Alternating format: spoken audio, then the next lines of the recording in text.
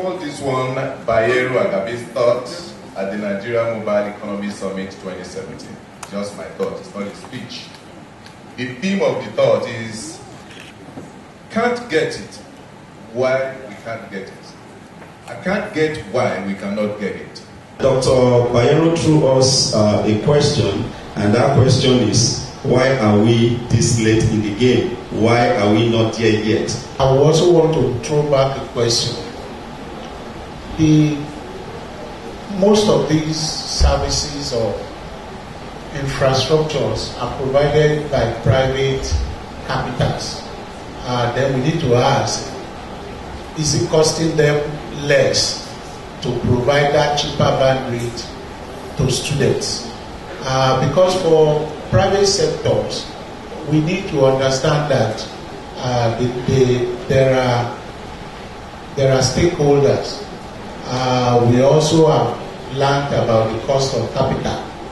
Now, in as long as all the impediments are not sorted out to be able to give those subsidies, then there will not be any way or where they will get that subsidy to give.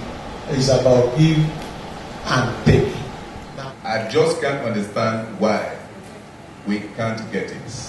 Why are we late to the party? We are late because we have not shared some things that are holding us back. And when you have a weight, you can't run.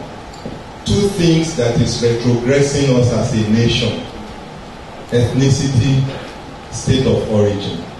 Those are the two killers that are making us retrogress in this country. And I'll illustrate what I mean. There is so much noise about the governor sacking some people, teachers in the state a few weeks ago. No matter what side you take, we have a dysfunctional system. Because if you look at the quality of those teachers, you will agree with me that we have a problem in Nigeria. But if you come to the east and western part of Nigeria, there are qualified teachers who have no job. They are jobless. They are not going to get the job in the north because they are not from the north, or because we state that they are not from the north. But if you can migrate to where the job is, because the job is in the north, where those kids don't speak English, they don't understand science, they don't understand technology. So if somebody who understands technology in the south goes to teach in the north, for leaving his comfort zone, he should earn more. He has more work to do because the people there need to learn.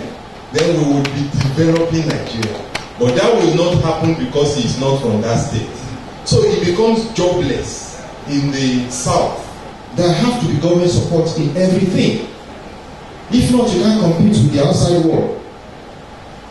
No funding.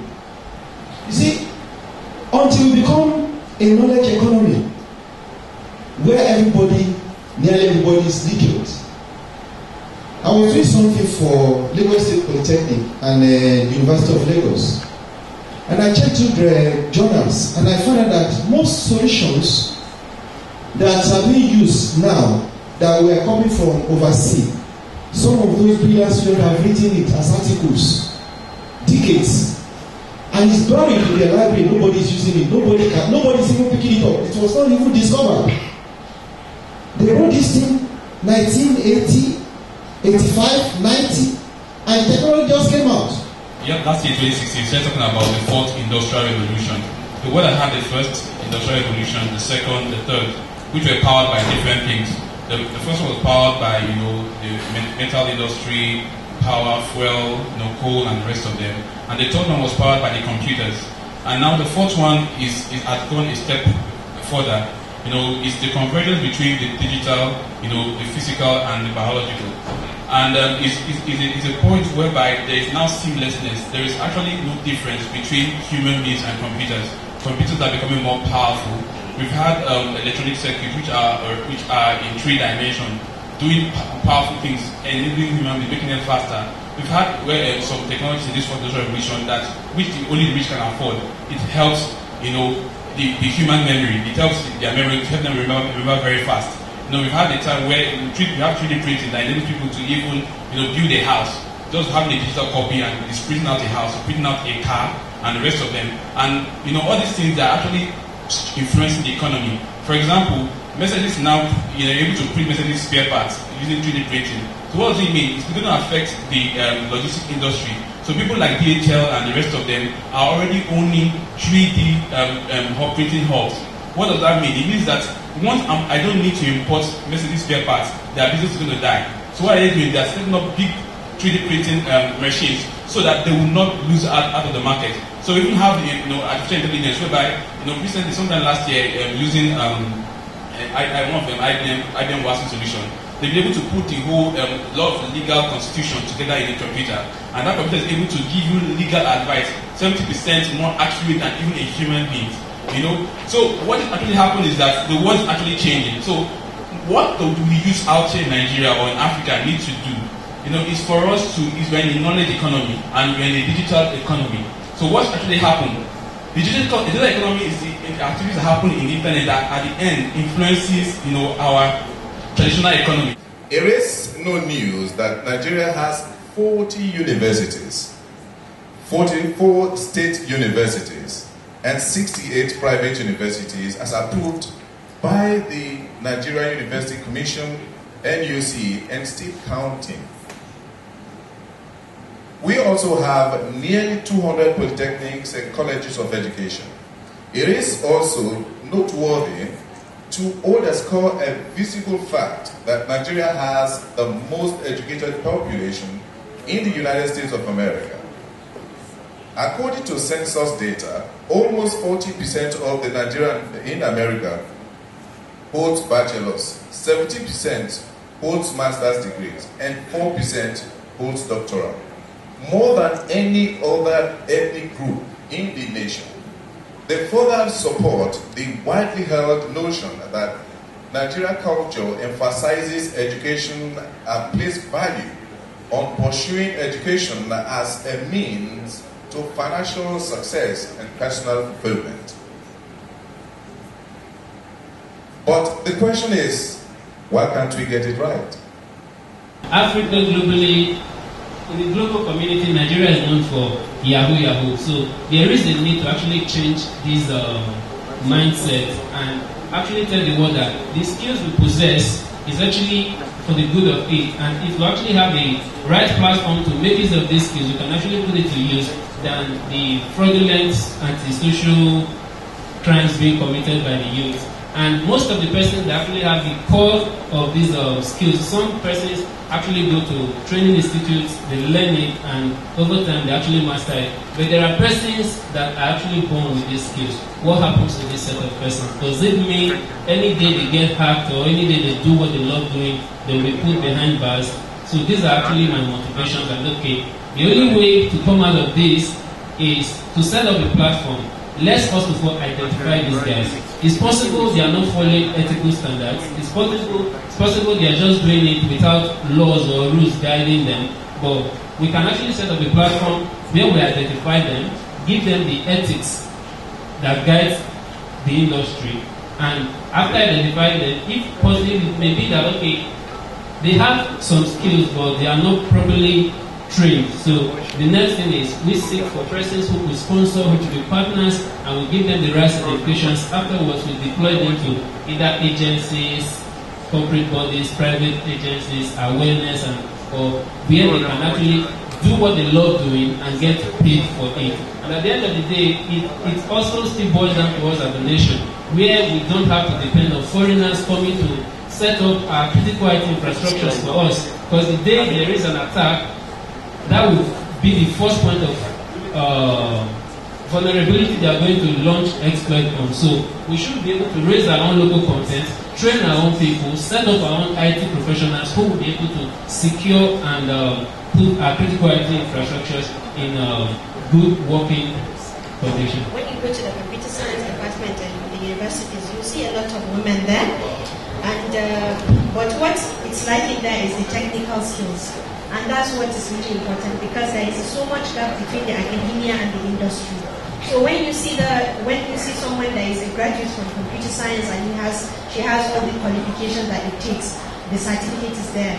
Then when she brings it to the industry, you realize that the skills are not there. So, but from what we understand, it's not right from, it's something that is right from home that is happening. If a girl child is being born at a family, the first thing that it does is, okay, if the gadget is being brought to the house, the first thing is the brother, even if she's the senior person, the brother gets to have access to that gadget. So right from there, she loses the interest of that acquiring that technical skills. So with this way of bringing up girls, so even when they get to the university, they only do the note taking. They are the ones, even in the computer labs when the practicals are being done, they are the ones doing the note taking, while the guys are the ones punching the keyboards. So this is what we have understood from the researches and the observations we have been doing from the school. So from my organization side, what we do is we started a program which we call Catch Them Young, and it's been supported by a lot of these government organizations like NITDA. They have supported this program where we get girls right from the age of 10, we get them to engage into this program. We started teaching them right from the basic digital skills of punching the, like how to hold the mouse, how to use the basic Microsoft suite.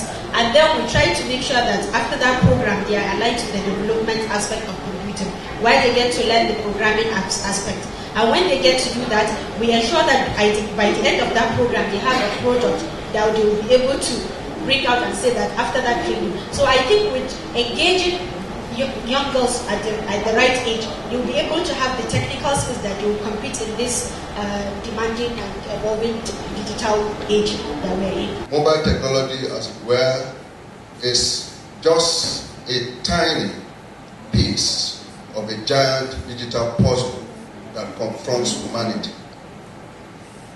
So, according to the Americans, they will say, you ain't seen nothing yet. I just can't get it why we can't get it right. I really, for a fact, can't get why we can't get it.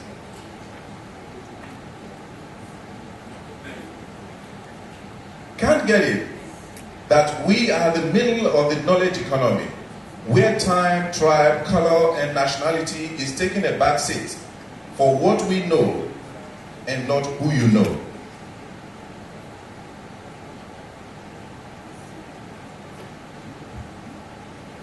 Even the Middle East has set 2030 as the year to ban all fuel and diesel vehicles, with Norway, India, Netherlands, and Germany leading the electric car revolution.